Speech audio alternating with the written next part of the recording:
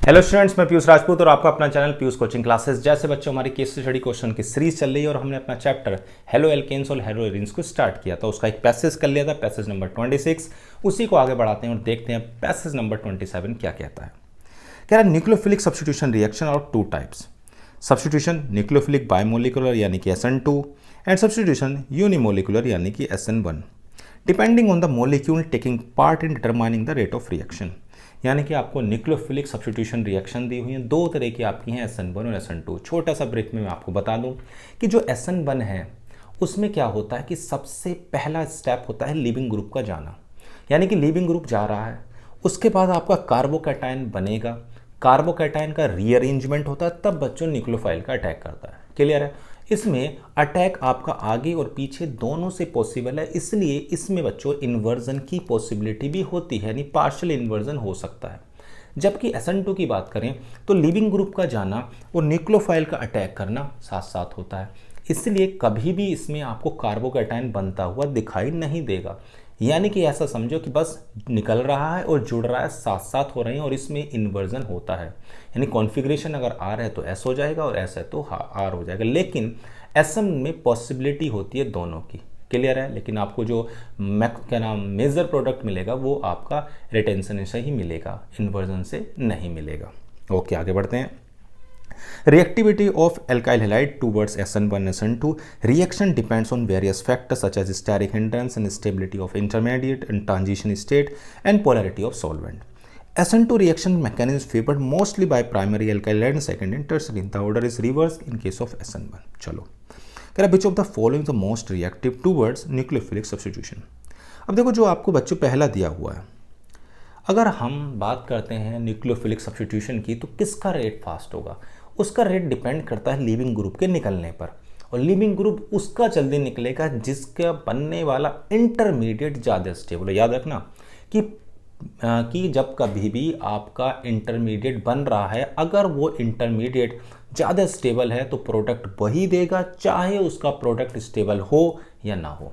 अगर मैं बात करता हूँ C6H5Cl की, ये आपके पास है, तो इसमें क्या होता है कि जो क्लोरीन आपका नज़र आ रहा है ये आपका प्लस M इफेक्ट रखता है, जिसकी वजह से इसके पाई इलेक्ट्रॉन का डीलोकेलाइजेशन बेंजीन रिंग में होता है, और ये वाली पोजीशन आपको पार्शियल डबल बॉन्ड कैरेक्टर देती है। कैसा? Partial double bond character.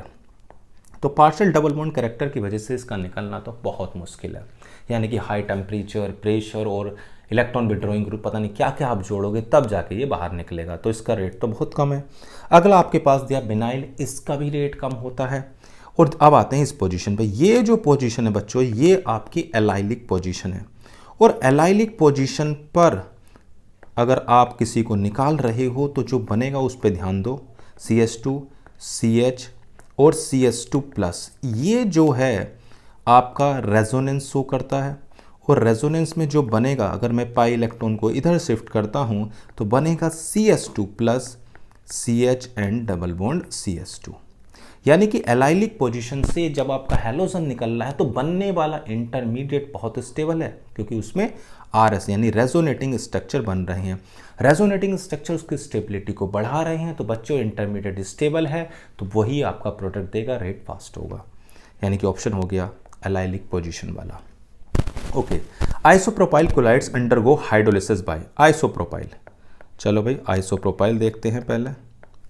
तो ये आपका आइसोप्रोपाइल है, यानी कि ये सेकेंडरी, यानी कि ये आपका 2 डिग्री वाला क्या है, आपका 2 डिग्री हैलोजेंस आपको नजर आ रहा है। जो भी आपका एल्काइल हैलाइड है वो कौन सा है? Second degree. तो बच्चों होता क्या है, अगर आपके पास SN1 है, कौन सा है? SN1, तब तो कोई प्रॉब्लम नहीं है बच्चों। SN1 के अंदर अगर आप रिएक्टिविटी देखोगे तो 3 डिग्री की ज़्यादा, 2 डिग्री की उससे कम और 1 डिग्री की उससे कम। और अगर मैं SN2 की बात देखूं तो 1 डिग्री, 2 डिग्री और 3 डिग्री। क्योंकि SN1 में हम देखते हैं कार्बोकैटायन की स्टेबिलिटी, जिसमें जितने ज़्यादा कार्बोकैटायन की स्टेबिलिटी होगी, यानी जितने ज़्यादा इलेक्ट्रॉन डोनेटिंग ग्रुप हों या जितने ज़्यादा रेजोनेटिंग स्ट्रक्चर बन रहे हों, हाइपर कॉन्जुगेटिंग स्ट्रक्चर बन रहे हो, वो उतना ही ज़्यादा स्टेबल होगा। और यहाँ पर आप देखते हो स्टेरिक हिंड्रेंस, यानी जितनी आपकी भीड़ भाड़ कम होगी उतना आपका जो रेट होगा वो ज़्यादा होगा।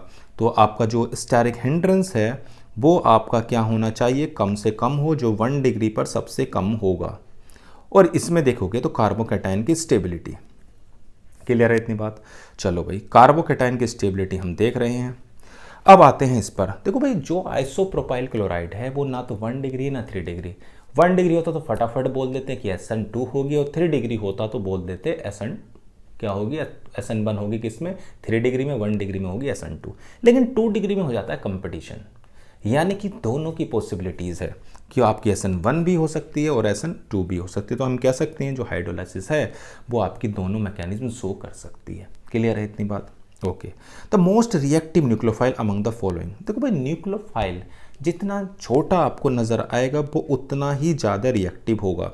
अब देखो, आपको ये जो नज़र आ रहा है CH3O-, इसका सबसे आपको स्मॉल साइज नज़र आ रहा है। कितना? Small size. और स्मॉल साइज की वजह से ये आपका ज़्यादा रिएक्टिव है। ध्यान रखना, जितना बड़ा साइज हो जाएगा न्यूक्लियोफाइल का, अटैक करना उतना ही मुश्किल होता है, फिर वो एलिमिनेशन पे जोर देता है। अगर आपकी 3 डिग्री दिखा रही है तो फिर एलिमिनेशन की पॉसिबिलिटी बच्चों बढ़ती रहती है, जुड़ने की पॉसिबिलिटी कम होती है। जितना ज़्यादा बल्कि या क्राउडेड या स्टेरिक हिंड्रेंस होगा, चीज़ें बढ़ेंगी, तो फिर स्टेरिक हिंड्रेंस होने की वजह से एलिमिनेशन की पॉसिबिलिटी बढ़ रही है। ओके, अगले बात है, the tertiary alkyl halides are practically inert to substitute by SN2। मैंने अभी बताया कि SN2 रिएक्शन मैकेनिज्म डिपेंड्स कर रही है स्टेरिक हिंड्रेंस पर। किस पर? Steric hindrance. जितना ज़्यादा आपका स्टेरिक हिंड्रेंस बच्चों होगा, आपकी रिएक्शन रेट उतनी ही कम हो जाएगी SN2 की। लेकिन अगर उल्टा बोलें SN1 वाले केस में बच्चों, उसमें कार्बोकैटायन की स्टेबिलिटी बढ़ती है, जिसकी वजह से SN1 की भी रिएक्शन रेट बढ़ता है। इतनी बात क्लियर होगी। तो इस पैसेज से 2 चीज़ें बच्चों हमने सीखी। पहली चीज़ कि आपके जो न्यूक्लियोफिलिक सब्स्टिट्यूशन रिएक्शन है वो 2 तरह की हैं, SN1 और SN2।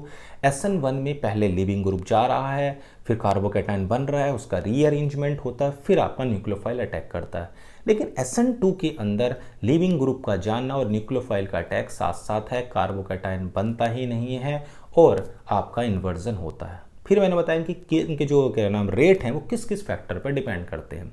SN1 आपका कार्बोकैटायन की स्टेबिलिटी पर नज़र रखोगे और SN2 में आप स्टेरिक हिंड्रेंस पर रखोगे। 2 डिग्री में कंपटीशन है। इतनी बात क्लियर हो गई, पैसेज बिल्कुल ही क्लियर हो गया होगा बच्चों। तो आज की क्लास में सिर्फ इतना ही। Thank you.